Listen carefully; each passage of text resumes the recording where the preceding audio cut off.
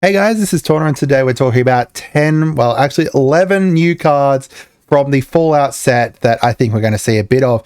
These are cards that I like the look of, as well as ones that are going to be either relatively powerful, fit into different decks, or just generally going to be incredibly fun. There's a few different commanders in here that I suspect we'll see a bit of. There's a few different, cards that will fit into different archetypes of different decks and stuff that I think are just relatively really great cards.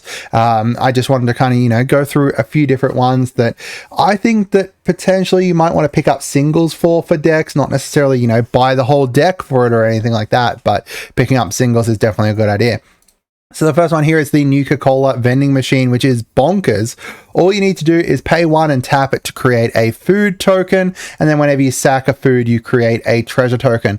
This is one that I definitely want to be shoving into my my lesbian detectives deck, because they're going to be doing a whole bunch of stuff with tokens. Getting extra treasures is good. Any deck that is going to be, generating food and then sacking that food or whatever, if you're sacking it for your creatures, if you're just sacking it for life, whatever, you're going to be finding lots of use for this, because currently if you sack 3 foods, basically it becomes a net 0 of paying, and then you can become positive once you start sacking more than that. And yeah, just the 1 and create a food is good too for a lot of different decks as well.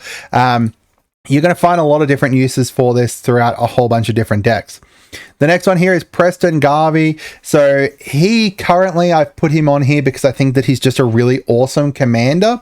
For a start, he makes it so that whenever he attacks, you're going to untap each enchanted permanent that you control. So there's a lot of enchanted permanents that you're going to be able to, just enchant everything, and then it all untaps when he attacks. But this part here, at the beginning of your combat, you're going to create a green aura enchantment named Settlement and attach it to one of your target lands you control. This is not a like a legendary aura or anything like that, so you can have multiple of it. You can essentially just enchant all your lands and just mana fix yourself, because all of a sudden all your lands can tap for any mana. You don't need to worry about, I pulled out a mountain, because now that mountain is also a forest and a plain and a swamp or whatever kind of deck you're bringing him into. I think that he's just a really interesting and very awesome commander that I think we'll see a bit of, and I definitely want to build him up. Next, we've got Pitboy. Pitboy 3000. There is a lot of different uses for this. It can slot into a lot of different decks. It's an equipment. You pay 1 to play it and then pay 2 to equip it. And then whenever it attacks, you get to choose one of 3 things. So this is interesting because, there's 3 different kind of decks that it could fit into, but realistically, it could fit into a lot of other decks beyond that. So like this one here, the first one, draw a card and discard a card. You get to pick a perk, so you get to pull a +1/+1 onto something, or you get to untap 2 lands. This is just really interesting because, no matter what deck you're running, you could find use for one of these 3 things, I think. Like, I don't think there's any deck that I could find that wouldn't be. Now, keep in mind that it's going to be a little bit slow, and, it might take a little bit to be able to find the benefits of it. Maybe you've got better uses of the mana beforehand, but I think that overall it's a general kind of nice card that can be a staple that can fit into so many different decks that I think that we'll see in the future. Next up, we've got Rad Storm. Rad Storm is a very, very interesting card. So first of all, it's got Storm, and then it's got Proliferate. So you've got the Storm here, which makes it so that each time when you cast a spell for each other spell you've cast before it, you get to copy it, and then it's got Proliferate on it. So keep in mind that with the upcoming Outlaws of Thunder Junction set, we're going to have a lot of new cards with plot and stuff on it, and plot means that you are able to exile the card over there, and then when you want on your turn, you can cast it as a sorcery for free, because you basically pay the cost for future reference. It's like Foretell, except like just face up and stuff. So it's very interesting because you could potentially do some really awesome stuff with that in a a deck with anything that's going to have any type of counters on it, whether it's going to be rad counters, whether it's going to be +1/+1 counters. You could find a lot of really cool uses for this. I think that personally in my in like a 13th Doctor or something deck where you're going to be casting stuff, and then for each card you cast from like exile or whatever, you get to put a +1/+1 onto something. This could be insane in that. Next, we've got Rose, Cutthroat Raider. I think that she's just looking really nice. So she's a 4-cost, she's got First Strike, and then she's got Raid. You get to create a junk token for each opponent you attacked at the end of combat, and then whenever you sacrifice a junk you get to add a red. So this is going to give you impulse draw whenever you want it.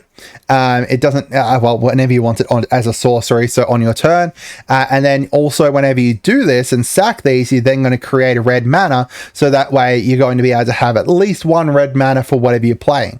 So there's a lot of very interesting decks that you could potentially run this in. This would be really nice in I'm just having a look at my deck, like the 12th Doctor deck or something like that, where anything you cast from exile, you're able to demonstrate. There's lots of really interesting ways you could potentially do that, as well as, getting the extra 1 red mana for doing it. So there's a lot of ways this could be used as even just normal card draw. You don't need other things to generate junk. You could just use this for your card draw and stuff. You kind of red go wide decks.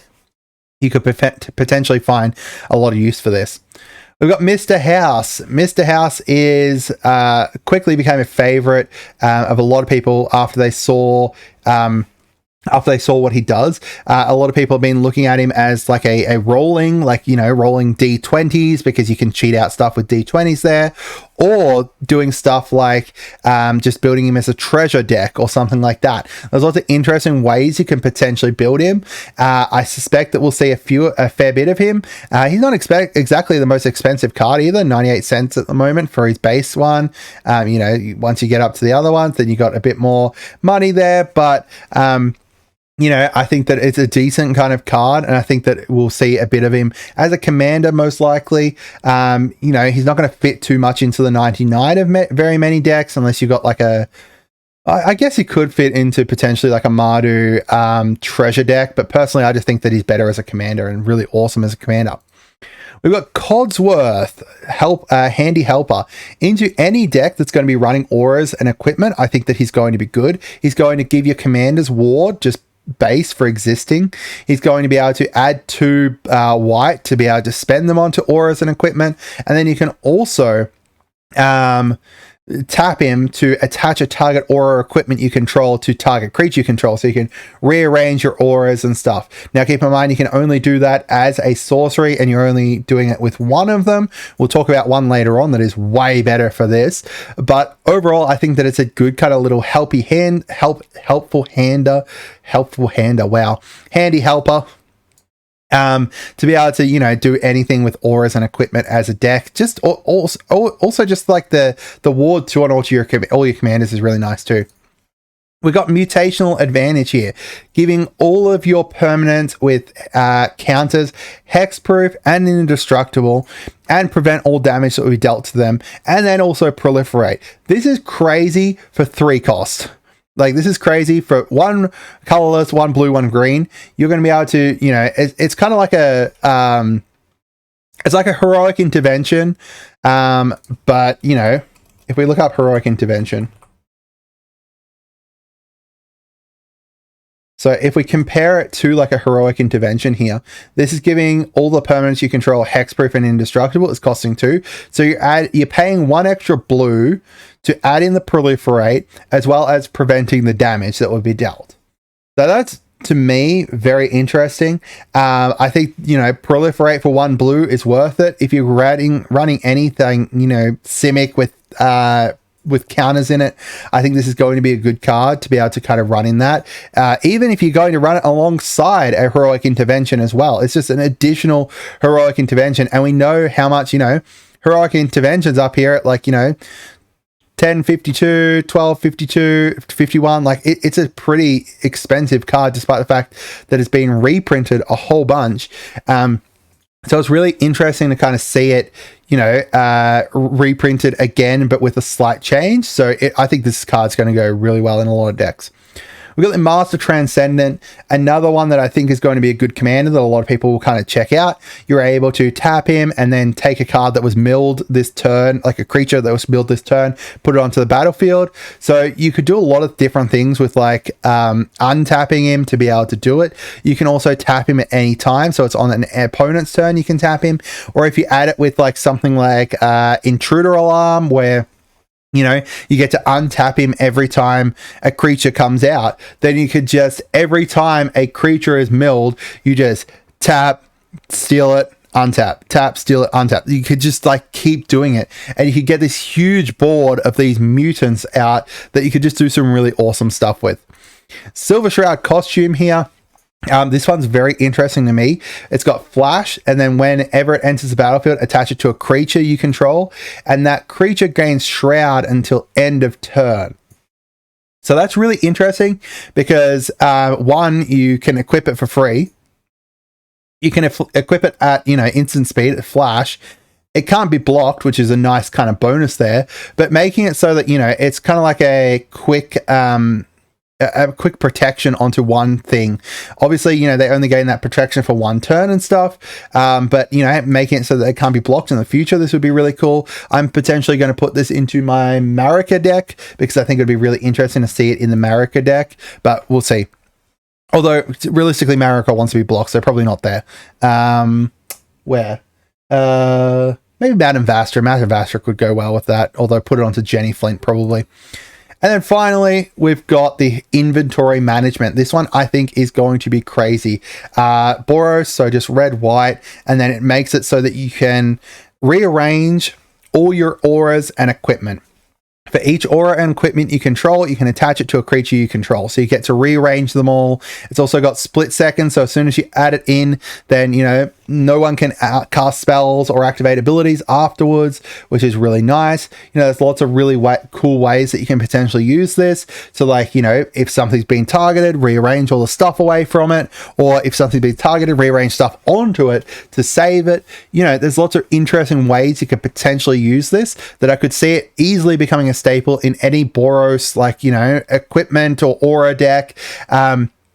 You know, just kind of rearrange everything. Or you could use it to do that like big final blow onto someone, like you're attacking with things and then you cast this, kind of rearrange all your equipment and auras onto one thing, get that big, you know, commander damage because they didn't block, you know, your Preston or whatever you've got out there, deal that 20 commander damage to them, and then boom, you've got a Preston that's huge and you've wiped someone out. There's lots of interesting ways you could potentially use this.